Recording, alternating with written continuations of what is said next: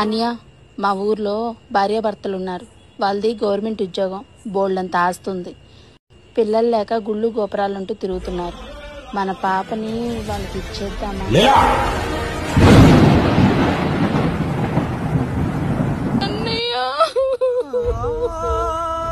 లీలా, ఇంకొకసారి ఎప్పుడు ఆ మాట మాట్లాడద్దు లీలా. ఇంకెప్పుడు క్షమించరా. అదేంటి అలా అన్నావు? పాపని ఎవరికైనా ఇచ్చేద్దామా అని. ఇంకా అయ్యో కొడతాడేమనుకున్నా. మరేం చేయాలి? చచ్చిపోయిన దాంతో పాటు ఇది కూడా పోయి ఉంటే పేర ఏం మాట్లాడుతున్నావే నువ్వు?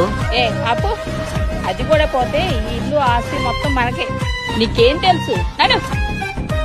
ఇందాక ఏడుస్తూ పెళ్లి చేసుకోమని చెప్పావు కదే. పైకి 100 చెప్తాం, వాడు చేసుకోవడం నాకు తెలుసు. సచ్చిందంటే పిచ్చాడికి. ఏమే, నీలో ఎంత భయంకరమైన వెళ్ళుందో నాకు తెలియదే. నువ్వు ఇంటికి వస్తే నిన్ను సావిత్రి ఎంత బాగా చూసుకున్నదే.